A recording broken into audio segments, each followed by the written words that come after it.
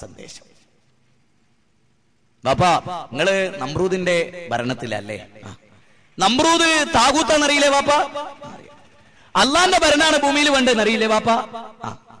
അതുകൊണ്ട് നിങ്ങള് താകൂത്തി ഭരണകൂടത്തിൽ അമുസ്ലിം ആണല്ലേ? നിങ്ങള് അള്ളാന്റെ ഭരണാണോ ഭൂമിയിൽ ഇഷ്ടപ്പെടുന്നത്? അതെ. ഇപ്പൊ ആരവിടെ ഭരിക്കുന്നത്? നമ്രൂദ്. അപ്പൊ നിങ്ങൾ കാഫറാട്ടോ എന്നാ ഇബ്രാഹിം നബി പറഞ്ഞു? അല്ല, അത് മൗദൂദിന്റെതാണ്, ഇസ്ലാം അല്ല. മൗദൂദിനെ സ്വീകരിച്ചവരൊന്നും ഇസ്ലാം അല്ല പ്രബോധനം ചെയ്തു. മൗദൂദി സാഹിബ് ഖുർആനും സുന്നത്തും അല്ല പ്രചരിപ്പിച്ച്. കമ്മ്യൂണിസ്റ്റ് പ്രസ്ഥാനത്തിന്റെ ആ കാലഘട്ടത്തിൽ ഉണ്ടായിരുന്ന ചിന്ത അദ്ദേഹത്തിന്റെ തലക്ക് പിടിച്ചു. ആ സിദ്ധാന്തത്തിനൊപ്പിച്ച് ഇസ്ലാമിനെ വ്യാഖ്യാനിച്ചു. ഇസ്ലാമിനൊരു വിപ്ലവ രാഷ്ട്രീയ സംഘടനയായി പറഞ്ഞു. ഇബ്രാഹിം നബിയെ പറ്റി പോലും മതം ദുർബല ഹസ്തങ്ങളിൽ എന്ന പുസ്തകത്തിൽ പറയുന്നത് അദ്ദേഹത്തിന് മണ്ണ് പാകപ്പെടുത്താനേ കഴിഞ്ഞുള്ളൂ എന്നാ. പക്ഷെ അള്ളാഹു പറയുന്ന അദ്ദേഹം ഇഖാമത്തുദ്ദീനിന്റെ ആളായിരുന്നു. ഇഖാമത്തുദ്ദീൻ സ്ഥാപിച്ചിട്ടുണ്ട് അള്ളാഹ് പറയുന്നത്. എനിക്ക് ഏറെ അതിശയം തോന്നിയിട്ടുള്ള ഒരു ആയത്താണ്, പറയാതിരിക്കാൻ വയ്യ. കേട്ടോളി നിങ്ങൾ, ഞാൻ പറഞ്ഞുതരാം. ഖുർആനിലെ 42-ാം അധ്യായം സൂറത്ത് ശൂറയിലെ 13-ാമത്തെ സൂക്തത്തിൽ ജമാഅത്തെ ഇസ്ലാമിക്കാര് വഞ്ചിതരായിട്ടുള്ള ഒരു ശരിക്ക് ശ്രദ്ധിക്കണം.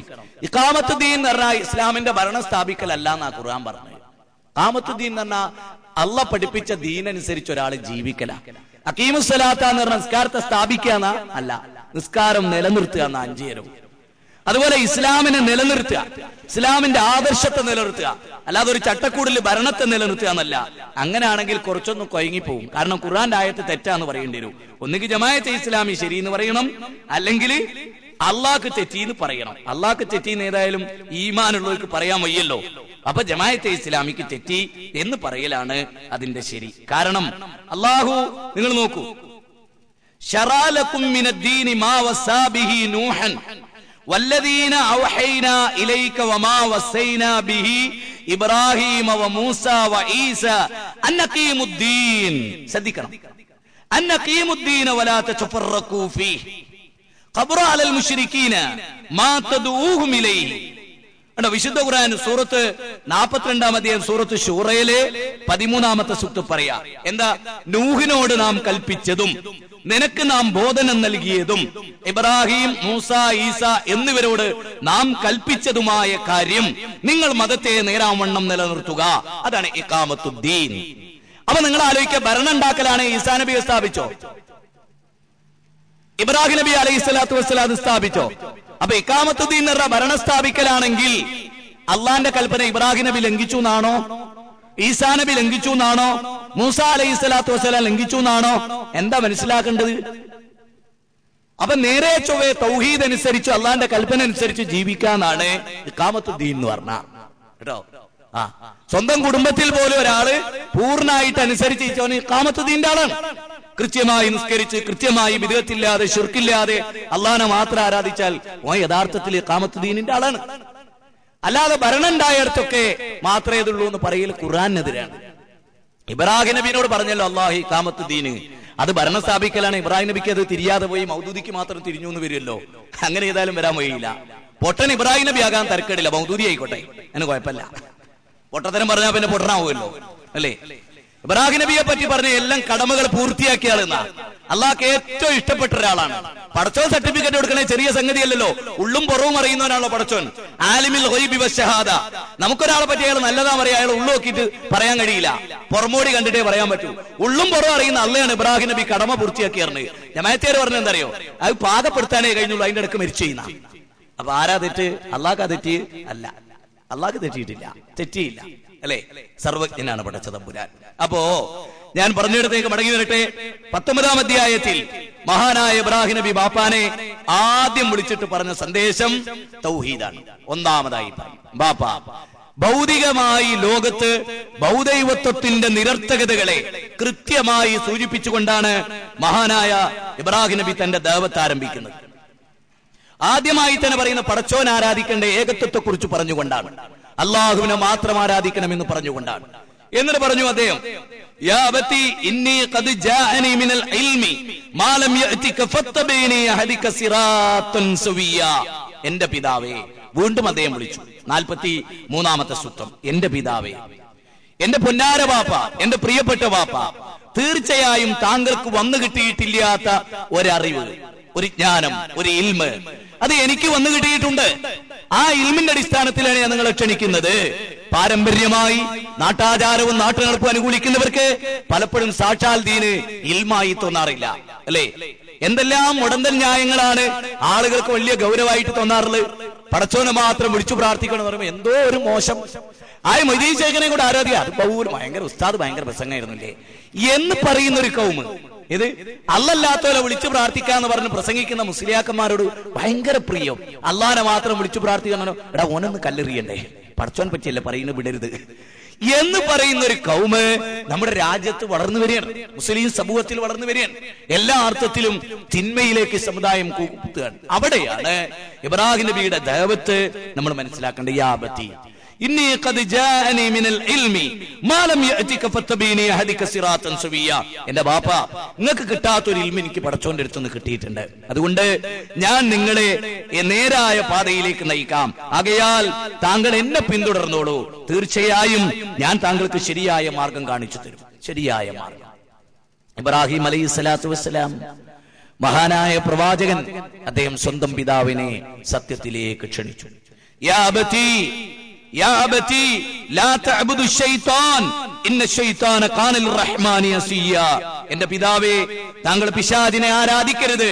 തീർച്ചയായും പിശാച് പരമകാരുണികനോട് അനുസരണമില്ലാത്തവനാകുന്നു എന്ന്.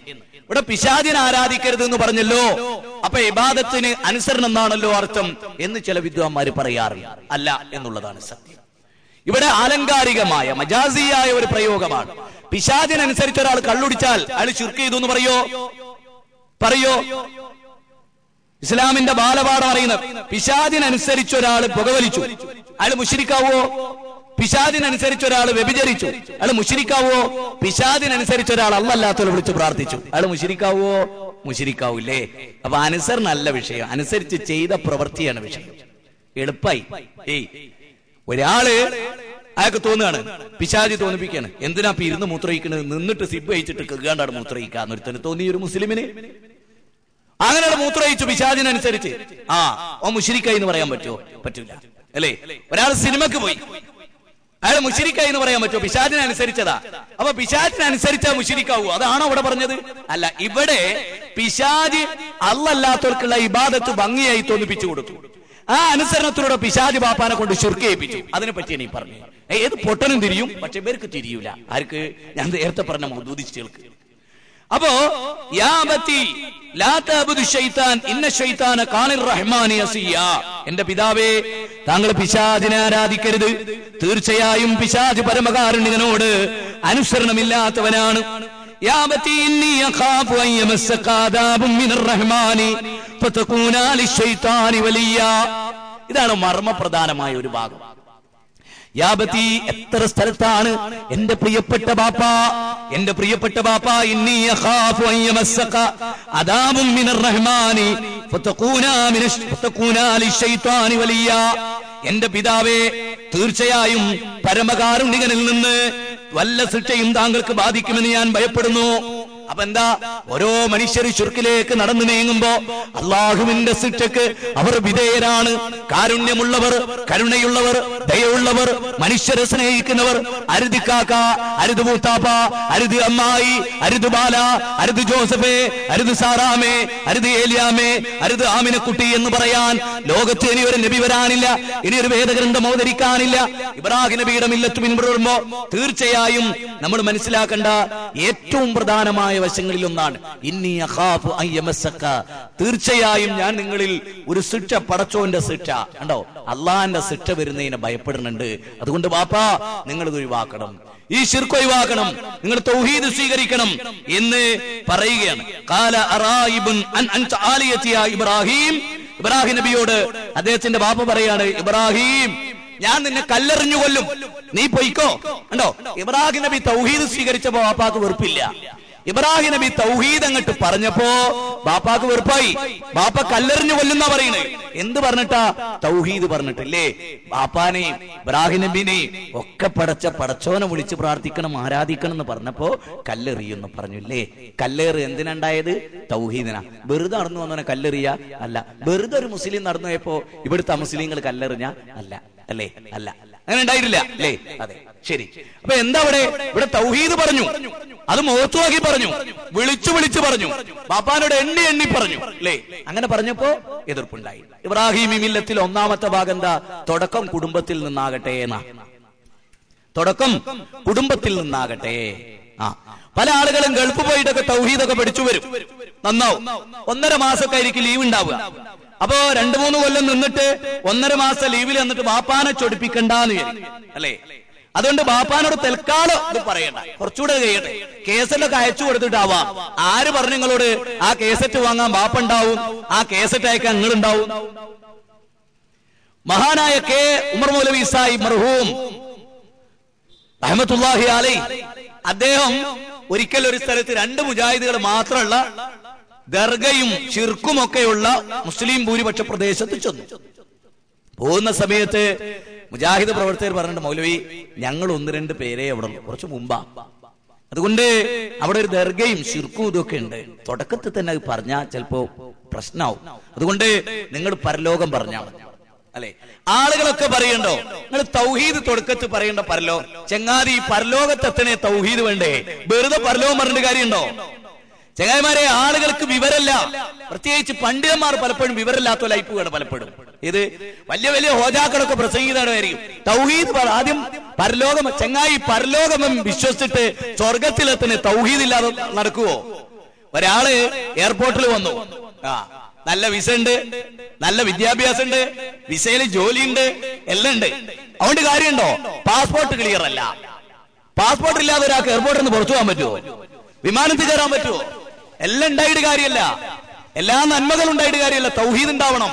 തൗഹീദ് ശരിയാക്കാതെ പരലോകം എന്ന് വിചാരിച്ച ഒരാൾ നിസ്കരിച്ചു എന്ന് വിചാരിക്കുക, നോമ്പ് നോറ്റു എന്ന് വിചാരിക്കുക, അതോടെ പള്ളല്ലാത്തവരെ വിളിച്ചു പ്രാർത്ഥിച്ച് കട്ടപ്പോകയല്ലേ പരലോകത്തിന്റെ സ്ഥിതി? ചെങ്ങായിമാരെ, എന്താണ് ആളുകൾ ആലോചിക്കാത്തത്? അതുകൊണ്ട് ഉമർ മൗലവി സാഹിബ് അവിടെ ചെന്നപ്പോ ഹംദു സലാത്ത് കഴിഞ്ഞ് ഉമർ മൗലവി പറഞ്ഞു, ഞാൻ ഇങ്ങോട്ട് വരുമ്പോൾ എന്റെ സഹപ്രവർത്തകർ എന്നോട് പറഞ്ഞു, ഇവിടെ ശിർക്കൊക്കെ ഉണ്ട്, ദർഗയൊക്കെ ഉണ്ട്, അതിനെപ്പറ്റിയൊന്നും പറയാതെ പരലോകം പറയണോ? ഞാൻ ആലോചിക്കുകയായിരുന്നു, പരലോകത്തൊരു മനുഷ്യൻ രക്ഷപ്പെടണമെങ്കിൽ തൗഹീദ് ഉണ്ടാകണമല്ലോ. പിന്നെ ഞാൻ ഇവിടെ ആദ്യമായി വരികയും എനിക്ക് മനസ്സിലായൊരു സത്യം പറയാതെ തിരിച്ചുപോയി ഞാൻ മരിക്കുകയും ചെയ്താൽ പടച്ചോനെഴുതി ഞാൻ അതിന് മറുപടി പറയേണ്ടി വരുമല്ലോ. രണ്ടാമതായി, ശിർക്കുള്ളൊരു നാട്ടിൽ ഞാൻ ചെന്നിട്ട് അവരോട് ആ ശിർക്ക് പറയാതെ അവരിൽപ്പെട്ട ഒരാൾ മരിച്ചാൽ നാളെ അവർ പരലോകത്ത് വന്ന് പറയല്ലോ, ഉമർ എന്ന് പറഞ്ഞിട്ട് ഒരാൾ ഇവിടെ വന്നിരുന്നു, അയാൾ തൗഹീദ് തിരിഞ്ഞ ആളായിരുന്നു, ഞങ്ങളെ സോപ്പിട്ട് പിരിഞ്ഞു പോവുക ചെയ്തത് എന്ന് പറയുമല്ലോ. അതുകൊണ്ട് ഞാനിതാ നിങ്ങളോട് പറയുന്നു, ഈ ദർഗ അടിച്ചു പൊളിക്കേണ്ടതാകുന്നു, ഇത് ശിർക്കാകുന്നു. അതാണ് ഉമർ മൗലവി സാഹിബ്. അള്ളാഹു അദ്ദേഹത്തിന് തക്കതായ പ്രതിഫലം നൽകുമാറാകട്ടെ. സഹോദരന്മാരെ, ഇസ്ലാം എന്ന് പറഞ്ഞാൽ അതാണ്. ബൈപ്പാസ് സർജറി നടത്തേണ്ട ഒരു രോഗിനെ സോപ്പിട്ടിട്ട് കാര്യമുണ്ടോ? ഉണ്ടോ? അപ്പൊ നിങ്ങൾ നോക്കും, മിംസില് ഒരു രോഗിയുടെ കാല് മുറിക്കാൻ ഡോക്ടർ ഓർഡർ ഇട്ടു, പ്രമേയം ബാധിച്ചിട്ട്. അന്ന് രോഗി ഡോക്ടറെ പൊളിച്ച തെറിയാണ് പറയും, എന്തെന്നില്ലാത്ത തെറി. പക്ഷെ ഡോക്ടർക്ക് അറിയാം എന്താണ്, 19 കൊല്ലം കാലിയായിട്ട് നടന്ന ആ കാല് മുറിക്കണം എന്ന് പറയുമ്പോ ഏത് മനുഷ്യനാ ഉൾക്കൊള്ളുക? പക്ഷെ അദ്ദേഹം കാല് മുറിക്കണം എന്ന് പറഞ്ഞ എന്തുകൊണ്ടാ? രോഗിനോടുള്ള അങ്ങേയറ്റത്തെ കരുണ. കാരണം ഒരു ദിവസം പിന്നിട്ടാൽ ആ രോഗം വീണ്ടും, ആ പഴുപ്പ് വീണ്ടും തുടയിലേക്ക് കയറും, പിന്നെ തുട മുറിക്കേണ്ടി വരും, അതിലപ്പുറത്തേക്ക് മുറിക്കേണ്ടി വരും. അതുകൊണ്ട് ഒരു ഡോക്ടർ രോഗിന്റെ വപ്രാളം കണക്കെടുക്കുവോ? ഇല്ല. അതുപോലെ നാട്ടിൽ ആർക്ക് അസ്വസ്ഥത തോന്നിയാലും നിങ്ങളെ നന്മക്കാണ്. തായിബിൽ നബിക്ക് ഏറ് കിട്ടുമ്പോൾ റസൂലുള്ള പറഞ്ഞെന്താ?